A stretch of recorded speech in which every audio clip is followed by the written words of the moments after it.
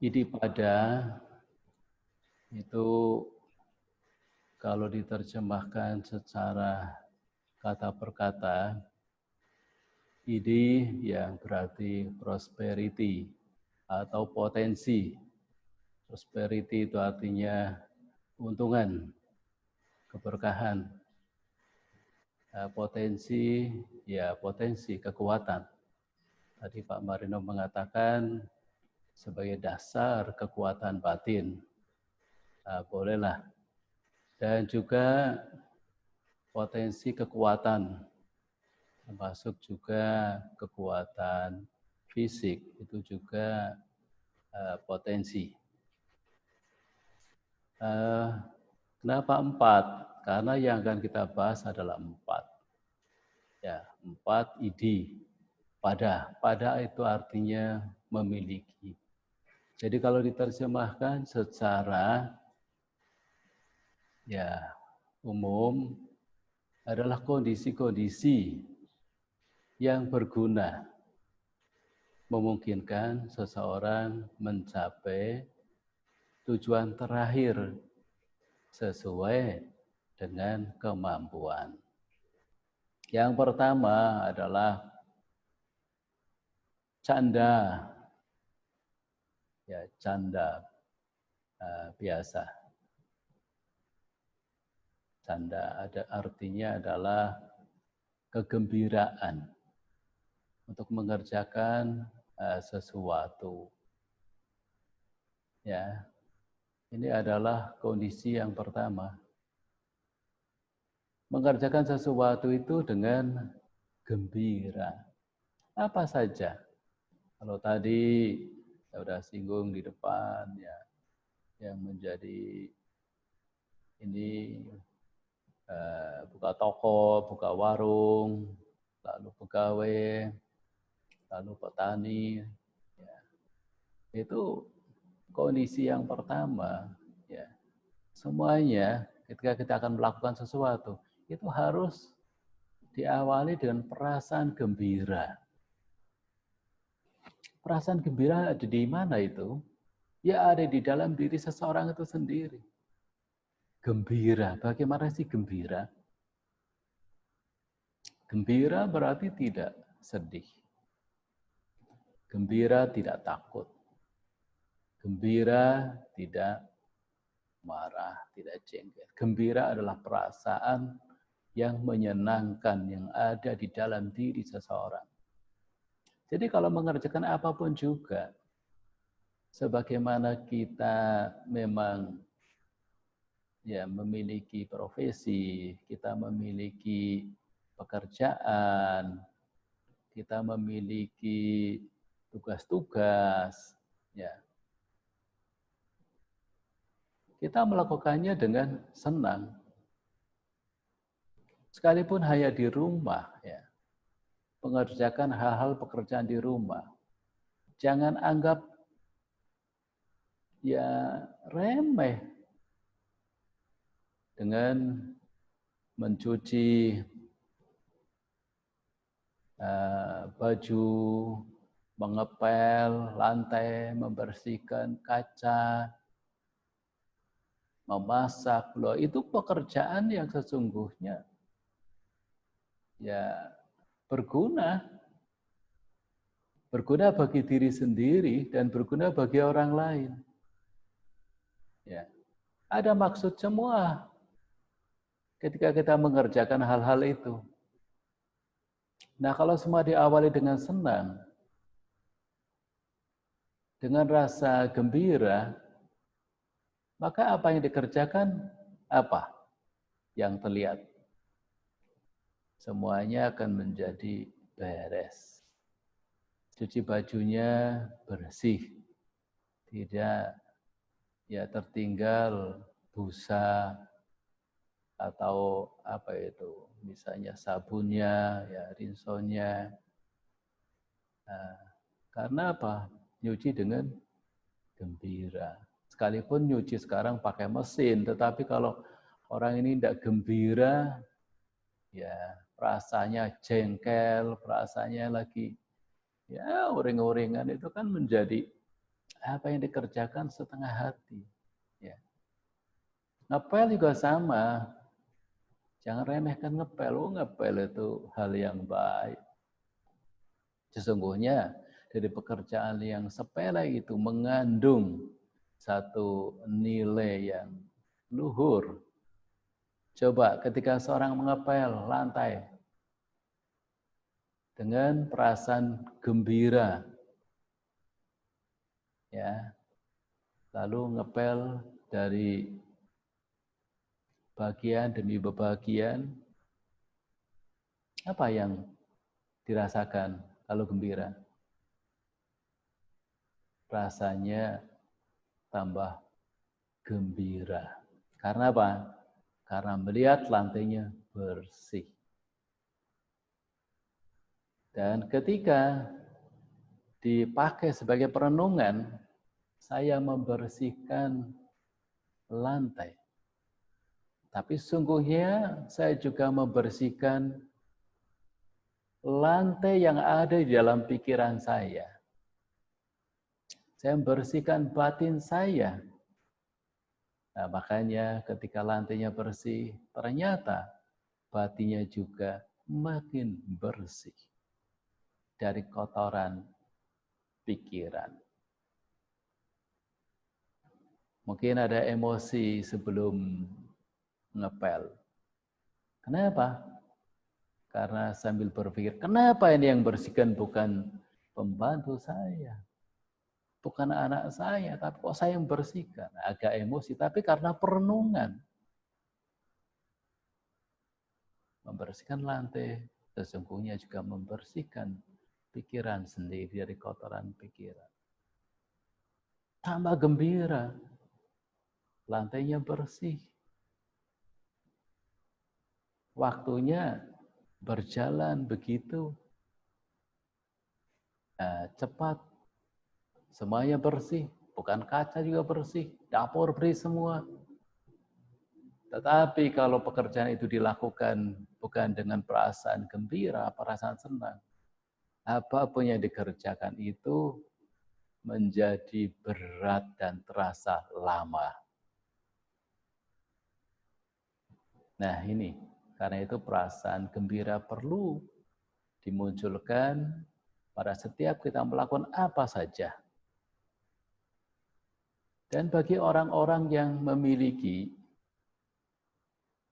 beban hidup, bahkan ada satu penelitian, orang yang terkena penyakit kanker, kalau dia mengisi hidupnya, hari-harinya, dengan perasaan gembira, bukan meratapi sakitnya, dengan khawatir, dengan takut, ya, tapi diisi dengan batin yang gembira, seolah-olah batinnya ya terus berdendang dan menyanyi, karena menyanyi itu biasanya kan menjadi satu ya gambaran orang itu senang. Nggak ada orang nyanyi itu sedih, kecuali lagunya yang memang sendu, kerinduan. Tapi kalau orang itu menyanyi-nyanyi yang biasa, itu gembira. Nah, ketika orang ini gembira, ditandai itu juga nyanyi, orang ya bahasa Jermannya rengeng-rengeng, ya. Lalu orang itu menjadi ya dapat melewati dari menit, dari jam ke jam, hari ke hari dengan mudah. Sehingga apa? Lupa dengan sakitnya. Maka menurut penelitian kalau seorang itu ya berbatin gembira, maka sakit kanker itu juga bisa sembuh sesungguhnya. Diatasi dengan ya perasaan gembira tadi. Nah, ini bisa diterapkan dalam kehidupan kita sehari-hari dengan cara kita itu mengerjakan apapun juga. Ya, jangan hanya berpikir kerjaan yang besar, yang berat, kerja di kantor sebagai pimpinan, direktur, sebagai bawahan, karyawan, tapi kerja apa saja. Kalau itu semua dilakukan dengan perasaan gembira, tidak terpaksa, itu akan memberikan manfaat mental, benefit mental. Nah ini. Yang kedua, kalau perasaan gembira ini telah muncul dalam diri seseorang, maka yang kedua, muncullah wirya, semangat. Jadi wirya semangat itu bukan muncul ya tanpa dasar ya. Tapi semangat muncul itu juga karena seseorang ada perasaan gembira, perasaan senang dalam mengerjakan sesuatu, jadi semangatnya muncul. Nah, semangat ini menjadi modal yang sangat penting ya untuk keberhasilan suksesnya seseorang. Kalau orang ini punya semangat, modalnya semangat, itu bisa mengatasi segala macam kesulitan dan masalah. Tapi kalau orang itu malas, ya, malas, lemah, lesu, maka tidak bisa berbuat banyak. Tapi karena semangat, masalah pun yang dihadapi itu bisa dilewati. Semangat dalam hal apa? Ya dalam hal bekerja, mengerjakan sesuatu apapun itu tadi. Nah kalau orang semangat bekerja, kan bisa terlihat orang semangat dan orang malas itu bedanya jelas sekali. Ya. Kalau orang semangat kerja di perusahaan atau di kantor lah, atau ya di tempat swasta misalnya, ya rumah makan, restoran, atau apa saja. Itu biasanya kalau orang semangat, dan semangat biasanya diikuti rajin. Makanya orang yang rajin biasanya semangat. Orang yang semangat biasanya rajin, datangnya lebih awal. Datangnya lebih awal biasanya. Tanpa diminta, tanpa disuruh, tahu apa yang harus dikerjakan. Saking semangatnya, datangnya lebih awal, lalu pulangnya paling belakangan. Itu kalau orang itu semangat. Tapi beda, kalau orang itu malas, datangnya itu sudah siang, ya belum waktunya pulang, dia sudah pulang duluan. Karena seseorang itu malas. Nah, orang semangat dan rajin untuk mengerjakan sesuatu yang berguna, ya, yang membawa pada kemajuan, pada kesuksesan bagi diri sendiri. Dan untuk bersama-sama kalau dia bekerja sama orang. Karena kalau seorang karyawan atau pegawai rajin, tentunya ya yang diuntungkan pihak pemiliknya, perusahaannya, atau CV-nya. Ya. Kalau karyawannya para rajin semua, wah ya perusahaannya maju, rajin dan semangat. Bukannya rajin semangat dalam bekerja, tapi juga rajin dan semangat dalam hal-hal yang positif. Jadi kalau hal-hal yang buruk di dalam dirinya berusaha dihilangkan. Itu semangat dan rajin. Jadi kalau punya ya kebiasaan-kebiasaan buruk, namanya orang kan masih ada lah. ya kebiasaan buruk atau keburukannya. Tapi kalau orang itu menyadari, kalau orang tidak menyadari kan ya memang mana tahu juga kekurangan dirinya sendiri. Tapi kalau orang menyadari kekurangan dirinya, lalu ya dia berusaha untuk lebih rajin, lebih semangat, ya. Hal-hal yang buruk itu dihilangkan, munculkan hal-hal yang baik. Dan hal-hal yang baik kemudian dikembangkan terus. Nah ini, jadi semangat dalam hal bekerja dan semangat memperbaiki diri seseorang itu sendiri. Nah yang ketiga, yang pertama canda, wirya, yang ketiga cita. Cita itu memperhatikan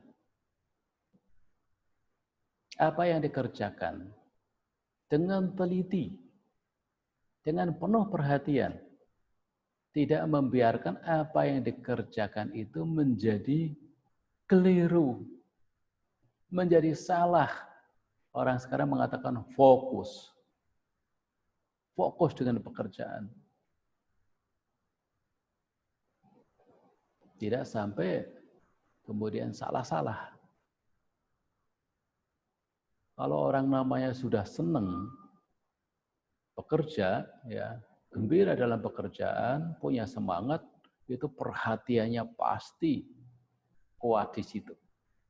Jadi dari faktor yang pertama, ya, canda, wirya, nah cita, perhatiannya ini menjadi amat kuat karena memang bekerja bukan karena keterpaksaan, tapi bekerja karena gembira, bekerja karena senang, gembira karena semangat. Ya, mengerjakan sesuatu karena itu dengan penuh perhatian. Tidak membiarkan apa yang dikerjakan itu menjadi salah, menjadi meleset dari apa yang diharapkan. Nah ini. Jadi kalau orang melihat bekerja, perhatian, makanya ketika orang bekerja itu fokus betul. Nah, sekarang pekerjaan ya apalagi anak-anak muda kan depan komputer. Kalau dari depan komputer, wah, itu sudah fokusnya minta ampun. Tidak ya ingat kanan kiri depan belakang. Mungkin ingatnya yang di depan, dihadapin aja. Tapi nggak tahu ketika ada orang masuk di ruangan itu, di belakang nggak tahu juga, di samping kanan tidak tahu juga, karena fokus sekali. Karena menikmati sekali pekerjaan itu. Sehingga ya nggak tahu ada gangguan-gangguan, ada ya orang-orang yang datang ya berkelebat atau bahkan mungkin ikut memperhatikan, nggak tahu karena fokusnya itu. Itu saking fokusnya. Karena saking telitinya ya mengerjakan. Ya, sekalipun mungkin belum sampai ya selesai ya, belum sampai berhasil, tapi ya bisa dikatakan kalau orang kerja seperti itu dia kerjanya serius. Ya, tidak seperti halnya orang yang kerja kemudian ya sebentar keluar, sebentar keluar. Kan ada orang yang lagi bingungan itu, karena bingungan sehingga kemudian kerjanya kok tidak fokus, kerjanya kok jadi ya ditinggal-tinggal, ya keluar masuk, dan lain sebagainya. Nah ini, memperhatikan pekerjaan ya dengan penuh perhatian, kerja dengan teliti, kerja dengan sungguh-sungguh dan fokus. Mungkin totalitas ya di situ pekerjaan. Sehingga ya gangguan-gangguan apapun Mungkin duduk terlalu lama, nggak terasa. Mungkin matanya sudah pedas-pedas juga nggak dirasakan. Ya. Mungkin haus juga tetap saja dia bekerja karena fokus, karena sudah menikmati. Nah, apapun kalau kita sudah bisa menikmati apa yang kita lakukan, biasanya itu ya tidak mudah ya. Kemudian ya goyah karena memang dia bekerja dengan fokus, dengan sungguh-sungguh. Nah, ini yang pertama, yang kedua, yang ketiga ini saling berhubungan. Ya. Jadi orang bekerja dengan gembira, dengan perasaan senang, penuh semangat, ya, dan rajin, lalu juga memiliki perhatian, keseriusan di dalam pekerjaan. Dan yang keempat adalah wimangsa. Wimangsa itu yaitu melakukan suatu koreksi, ya, atau menyelidikilah hal-hal yang sudah dikerjakan. Apakah sudah benar? Apakah sudah bagus? Apakah sudah sesuai? Nah, kalau orang ini cerdas, ya, orang itu cerdas. Jadi pekerjaan yang dikerjakan setelah selesai, ya, dari tahapan-tahapannya itu, lalu kemudian juga diselidiki lagi, diperiksa lagi, ada enggak yang kurang. Contoh saja, misalnya yang tadi di awal kan saya contohnya ngepel. Jadi orang ngepel itu kan tidak semuanya kena bersih. Cek lagi, mana ya yang belum ya? Ya sekalipun hanya ngepel saja, tapi pasti mana yang belum ya? Ini lagi, balik lagi, mana yang belum dipel? Mana yang masih kotor? Membersihkan kaca kan kadang juga begitu. Mana ya yang belum ini bersih? Atau membersihkan perabot rumah di dapur, mana ya yang belum ya? Dicek lagi, diteliti lagi, ya, diperiksa mana yang belum. Nah ini pekerjaan-pekerjaan yang sehari-hari seperti itu, ya, yang kelihatannya remeh pun itu perlu mengecek apa yang sudah dikerjakan sudah sesuai atau belum, sudah ya mencapai tujuan akhirnya belum. Ya, tujuan akhir dari apa yang kita kerjakan. Nah, kalau memang dirasa masih ada yang kurang setelah diselidiki, ya ada hal-hal yang kurang, ya kemudian diperbaiki lagi, ya diulang lagi. Wong orang masak juga saya kira begitu kok. Makanya saya perhatikan itu. Ini malam-malam boleh ya saya cerita masak. Ya. Tapi kan bukan saya yang masak, ibu-ibu yang masak. Kalau ibu-ibu masak kan sudah hampir final itu masaknya. Lalu kemudian kan ini dites biasanya di tangan, rasanya kayak apa? Asin atau kasinan, manis atau kemanisan itu kan artinya ngecek. Padahal sudah semuanya sudah ini selesai.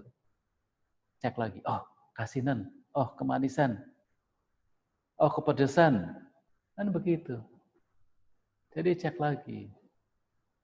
Tidak lantas kemudian sudah selesai, oh sudah langsung pindah-pindah aja, masukkan ke mangkok-mangkok sudah, atau ke apa itu, ya baskom. Enggak, pasti ada cek. Nah, itu artinya mengecek ya apa yang sudah dilakukan ya. Kebenarannya seperti apa? Apakah memang masih ada yang kurang? Kalau masih ada kurang ya dilengkapi lagi supaya lebih sempurna. Sempurna rasanya, sempurna hasil yang dibersihkan, sempurna hasil yang dikerjakan, misalnya desain-desain atau mungkin juga hitungan-hitungan, ya, supaya jangan sampai ada yang kurang. Nah, ini adalah tahap yang keempat dari 4 macam ya idipada yang secara berurut dan juga saling terkait ya, berhubungan antara canda, wirya, cita, dan wimangsa. Di mana kalau seseorang ingin ya mencapai tujuan terakhir sesuai dengan yang diharapkan ya, sesuai dengan kemampuannya, maka harus ada kondisi-kondisi yang berguna untuk mencapai tujuan itu. Nah, Bapak dan Ibu saudara-saudara sekalian, ini penjelasan uraian yang bersifat ya keseharian, ya, yang bisa dipraktekkan dalam kehidupan sehari-hari oleh kita. Nah, di dalam Buddha Sutang ini dikaitkan dengan hal-hal untuk pengembangan batin, bawana, ya, atau hal-hal yang berhubungan dengan bagaimana meluhurkan batin atau nilai luhur, yaitu cita bawana. Nah, di sini disebutkan Ida biku canda samadhi papa dana sangkara sanang. Nah, ini terkait dengan canda ya. Canda juga nanti wirya samadhi, lalu kemudian juga cita samadhi, lalu wimangsa samadhi. Jadi dikaitkan dengan konsentrasi pikiran. Yang dimaksudkan seperti apa? Jadi kalau seseorang ingin mengembangkan batinnya supaya konsentrasinya itu bisa berkembang, ya. Samadhi itu konsentrasi yang benar ya. Konsentrasinya itu bisa berkembang, samadhinya bisa maju, seseorang ketika berlatih, ia mesti memiliki pikiran gembira. Nah, makanya sering, ya ada kalanya orang ini lagi stres, lagi bebannya banyak, ya, depresi, stres, bingung. Lalu orang itu ya mau mengatasinya dengan samadhi. Nah, ya kan susah. Kenapa? Pikirannya lagi kacau. Pikirannya lagi ya penuh masalah, beban, gelap, buntu. Nah, makanya susah untuk melatih samadhi. Tetapi kalau orang pikirannya lagi bahagia, lagi gembira, lagi senang, maka seseorang dalam latih meditasi atau samadhi itu bisa langsung dengan baik. Ya. Sehingga samadinya pun akan berkembang kalau orang pikirannya gembira. Karena pikiran gembira kan pikiran yang ya lagi tidak ada rintangan, ya, tidak ada beban. Nah, pikirannya gembira, lalu semangat. Sehingga berlatihnya itu menjadi baik sekali. Karena orang berlatih meditasi, ya, orang bersamadi kalau malas. Makanya malas ini kan menjadi rintangan pikiran, kemalasan, kelelahan, ya, tina mida, ya, kelelahan dan kemalasan. Tapi kalau orang punya semangat, nah bisa orang berlatih meditasi dan akan berkembang batinnya.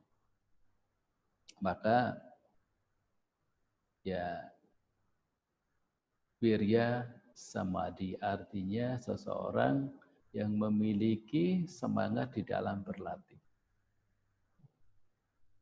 Demikian pula kalau seorang memiliki batin yang demikian, maka selanjutnya memiliki cita samadhi, ya, cita samadhi, memiliki batin yang perhatiannya, ya, satinya kuat sekali, punya sati, punya perhatian yang kuat. Karena apa? Tadi yang pertama yaitu gembira, karena semangat, karena itu memiliki perhatian yang kuat, ya, sati. Karena ya ini maka seseorang menjadi berkembang dalam latihannya. Canda samadhi, wirya samadhi, cita samadhi. Nah, perhatiannya kuat. Nah, dalam berlatih samadhi, maka perhatian ini yang akan dapat ya mengarahkan pikiran, ya, sehingga rintangan-rintangan pikiran, ya, rintangan batin itu bisa diatasi, ya.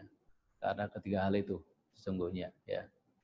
Karena gembira, karena semangat dan memiliki perhatian.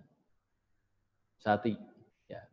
Apalagi sati ditunjang dengan panya, yaitu kebijaksanaan.